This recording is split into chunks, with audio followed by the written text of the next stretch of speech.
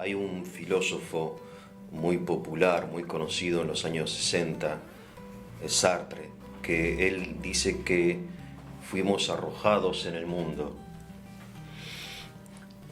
Y es como una idea bastante, para mí, triste, pero sobre todo falsa, porque en realidad no fuimos arrojados en el mundo, sino que nacemos en el seno de una familia, ¿verdad? Sí. Si hay una diferencia importantísima entre ser arrojado como una piedra, como un asteroide, o bien nacer en el seno de una familia y ser recibido, más que aparecer casualmente. Somos recibidos, ¿no?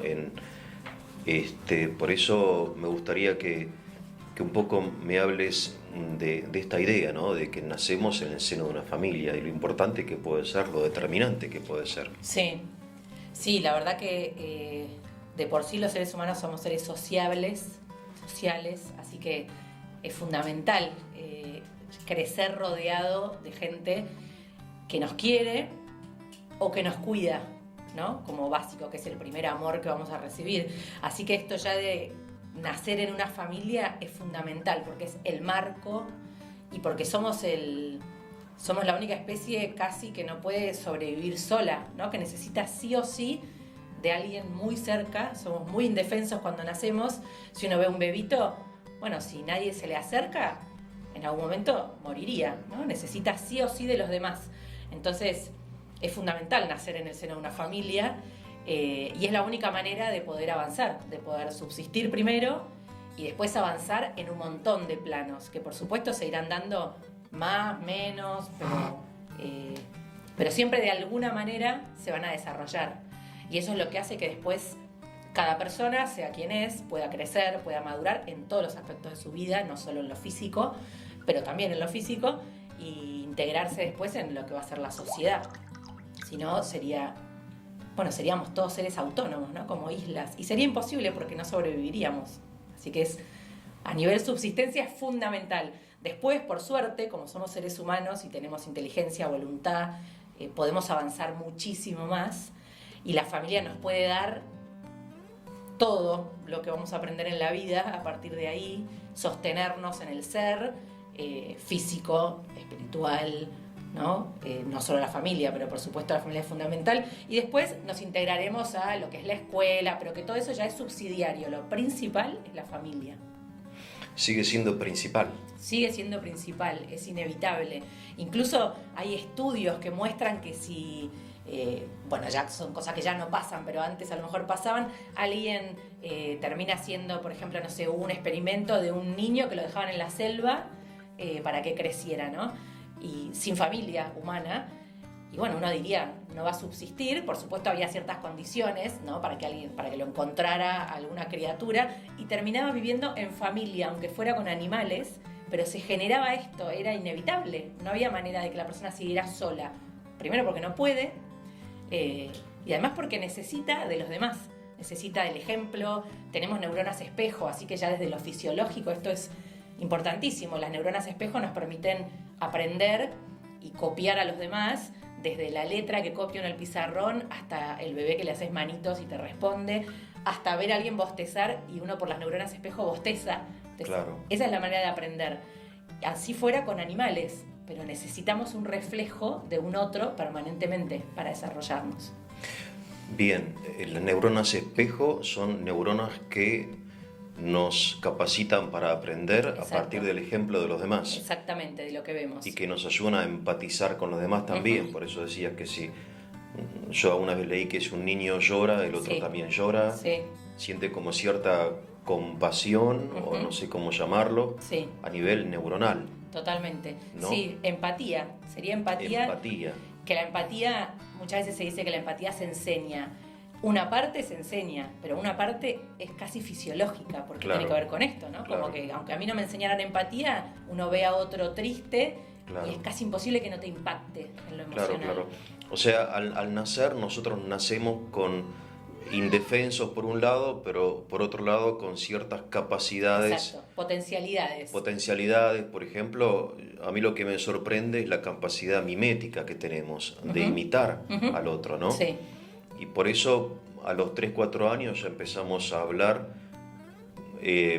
no digo perfectamente, pero muy bien en el idioma materno, que lo llaman. Por eso lo llaman materno, porque es transmitido por la madre, ¿verdad? Exacto. Sí, y también más allá de lo genético, uno ve tantas veces en los hijos gestos que son propios, y eso es imitación, no hay otra. Eso es imitación. Claro, cuando uno dice, ¿cómo puede ser que haga el mismo gesto que la madre, que el padre? Es imitación, el chico no se da cuenta, Claro. pero lo fue absorbiendo, lo fue viendo todos los días de su vida. Claro. Entonces es inevitable. Entonces, como especie, para llamarlo de alguna manera, ¿no? Aunque somos algo más que una especie animal, pero como especie, de alguna manera somos más indefensos que otras, pero por otro lado tenemos como capacidades Exactamente. otorgadas por la naturaleza de imitar, de solidarizarnos, no sé. Pero eso se realiza en el contexto de una familia. Exactamente. Entiendo que el universo de un niño hasta no sé qué edad es la familia. No hay otra cosa para el niño antes de, no sé, de la edad escolar que la familia. Es casi todo, no sé. Sí, sí. La primera infancia se llama, que sería más o menos hasta los 10 años. La familia es el universo de una persona. Claro. No hay otra cosa. Por supuesto, va al colegio y todo, pero Sí, su algún universo, vecino, algún primo. Bueno, el primo es la familia. Tal cual, pero su universo principal, más bien como sus referentes o las personas a las que va a copiar. Incluso también hay casos, por ejemplo, de chicos en tránsito, chicos que son huérfanos, que uno diría, bueno, no tienen familia, pero están en una casa en tránsito, por ejemplo, y eso se constituye la misma función que una familia.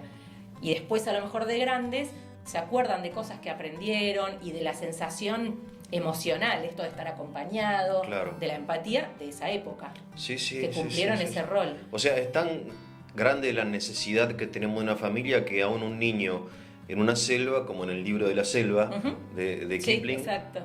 Al no tener una familia humana, crea una familia o lazos familiares con la pantera, con el oso, etcétera. Sí. O sea, creamos lazos familiares o con nuestros padres adoptivos, un hogar de tránsito, ¿no? Sí, por eso en psicología muchas veces se habla de la figura materna o la figura paterna y no de la mamá y el papá, porque a lo mejor no son los papás biológicos, claro, pero se constituye una figura paterna o materna igual. O sea, siempre hay un padre y siempre una madre, hay un referente, aunque no sea tu padre biológico. Exactamente, sí. Por eso también las maestras en primaria son tan importantes como figuras, porque son sustitutos maternos. Sí, de hecho uno la sentía, me acuerdo yo, todavía me acuerdo con mucho cariño de mi maestro de primer grado. Claro. De alguna manera fue la primera persona que me educó después de irme de casa, ¿no? Tal cual. ¿Y cuántas veces los chicos chiquitos, sobre todo, se equivocan y en vez de decir señorita dicen mamá? Y le da vergüenza. Claro. Y en realidad es porque, bueno, es muy similar. Entonces, claro, y generan ese tipo de vínculo. Por supuesto no va a ser el mismo, pero es muy similar. Claro. Ahora, esto es muy impresionante. Sí. Es muy impresionante. O sea, aún desde el punto de vista biológico, y supongo que habrá estudios, vos sos psicóloga, desde la biología, desde lo estrictamente, digamos, natural, la necesidad que tenemos de crear lazos familiares, de filiación, de hermandad, después de paternidad. Es como que nos realizamos mediante relaciones con otros. Sí. ¿No? Sí. ¿Verdad? Sí, y contrariamente se ve qué pasa con una persona cuando llegó a la edad adulta y te cuenta su vida, por ejemplo, y uno se da cuenta que es raro que uno no encuentre a nadie, pero a veces pasa, por ejemplo, en una familia donde había solo mujeres, ¿no? No había padre, no había figura paterna, tampoco había abuelo, no había tío cercano, entonces había madre, abuela, tías, pero no había figuras masculinas. Sí. Y uno ve la falta en la adultez, porque es muy necesario. Y esa persona va a tener cierta carencia y va a tener que trabajarlo. Por supuesto que todo es salvable, pero va a tener más trabajo que otro. Ahora, al no tener una figura masculina en su entorno familiar, el niño no la busca en otra, no sé, en un maestro o en un vecino, o quizá en algún, no sé, ídolo de su fantasía. Sí, lo que pasa es que, bueno, no siempre, porque lo importante en esta figura es un ida y vuelta. Exactamente, claro, tiene que ser mutuo. Claro, y no siempre, si uno busca, muchas veces hay personas que uno se da cuenta en el consultorio, ¿no? Que se han pasado la vida buscando referentes y a veces encontrándolos y a veces no. Entonces, cuando no los encontraron o cuando no fueron estables, bueno, eso genera heridas. Bien. Y un montón de características en la personalidad adulta más allá de que uno pueda ser más o menos resiliente, ¿no? Pero igual hay un montón de cosas que va a tener que afrontar y solucionar. Claro, porque toda relación es mutua. Exactamente, como decís vos. sí. O sea, no es suficiente idealizar a San Martín. Claro. Necesito que San Martín me hable, me quiera, me transmita algo. Me transmita algo. Sí, exactamente, Claro. claro. Sí, también porque justamente al ser seres humanos nos vinculamos desde ahí, desde el afecto. Claro. Si no solo... Bueno, por eso también uno ve en lo cotidiano tantos malentendidos, idas y vueltas entre las personas, justamente porque tenemos sentimientos y somos un todo. Entonces no nos podemos manejar solo con, bueno, yo dialogo con vos y no incluyo ningún sentimiento, es imposible. Entonces por eso también lo necesitamos tanto.